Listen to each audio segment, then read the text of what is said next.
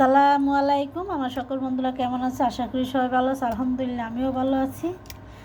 আজকে বাজার থেকে নিয়ে আসলো এখানে গরুর গোশ আর সাথে কলজা নিয়ে আসছে। কলজা বেশি না অল্প, তাই কলজাগুলো আমি এখানে আলাদা করে রাখবো, আলাদা করে এখানে সেদ্ধ করে নিব। আমি এখানে কলজা ভুনা করব আর আজকে খিচুড়ি পাকাবো, কারণ শীতের দিনে খিচুড়িটা কিন্তু একটু বেশি খাওয়া হয়। আমি সব কলজাগুলো এখানে আলাদা করতে আসি সব। তো এখানে কলজাগুলো সব আলাদা করছি, এখন ভালোভাবে ধুয়ে নিব। তো আমি কলজাটা ভালোভাবে পরিষ্কার করে এখানে সেদ্ধ বসাই দিছি, সেদ্ধ হইতে থাক। এই দেখো বন্ধুরা, ধুয়ে আমি ভালোভাবে ছোটো ছোটো করে কেটে নিলাম, কারণ ছোটো ছোটো করে না কাটলে কলজা কিন্তু স্বাদ লাগে না আর মশলাও ঢোকে না। এই তো আমার কড়াইটা কিন্তু গরম হয়ে গেছে, এখানে আমি দিয়ে দেবো তেল। তেল দিয়ে দিলাম আর দেবো। তেলটা গরম হওয়া পর্যন্ত একটু অপেক্ষা করবো।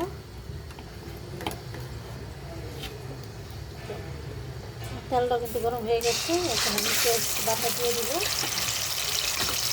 পেঁয়াজ বাটা দিয়ে আমি তেলের সাথে ভাজা ভাজা করে দিব।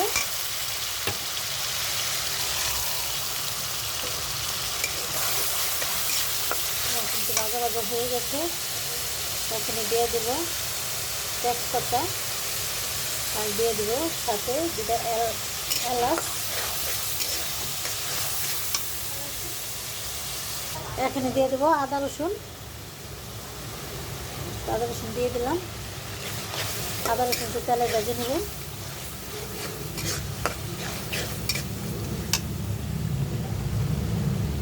এখানে দিয়ে দেবো মশলা, সব মশলা একসাথে করে ভিজিয়ে নিয়েছিলাম।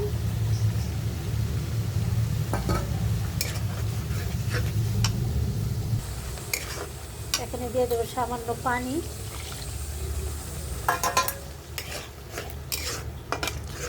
লবণ দেওয়া হয় না, এখানে লবণ দিয়ে দেবো। স্বাদ মতন লবণ দিতে হবে। আর আমি কিছুক্ষণ কষাই নিব। আমার কিন্তু এখন কষানো হয়ে গেছে।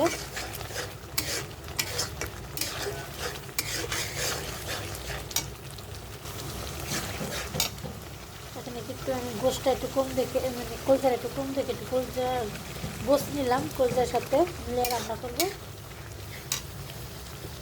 আর এখানে দিয়ে দিব আমি এখানে সব কলজাগুলো দিয়ে আমি ভালোভাবে কষাই নিব। ভালোভাবে কষাইতে হবে, না কষাইলে কিন্তু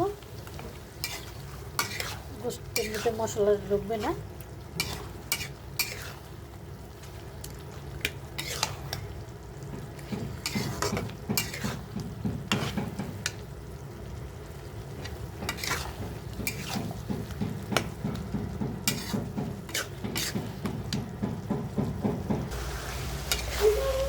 গোশটা কিন্তু কষানো হয়ে গেছে, গোশটা কিন্তু ভালোভাবে কষাইতে হবে।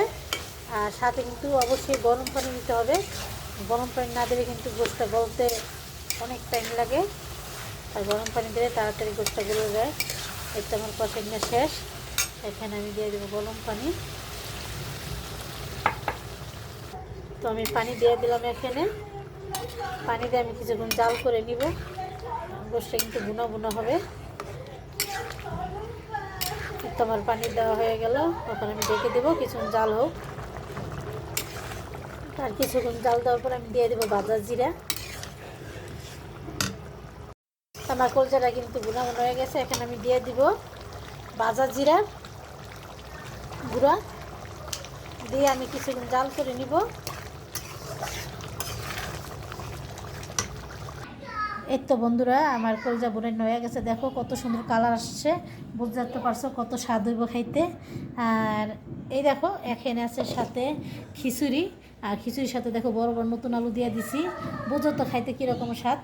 তো সবাইকে পরবর্তী ভিডিওতে আবার দেখা হবে। সবাই কিন্তু ভিডিওটা একটু বেশি বেশি শেয়ার করবা, লাইক কমেন্ট বেশি বেশি করবা। আল্লাহ হাফেজ।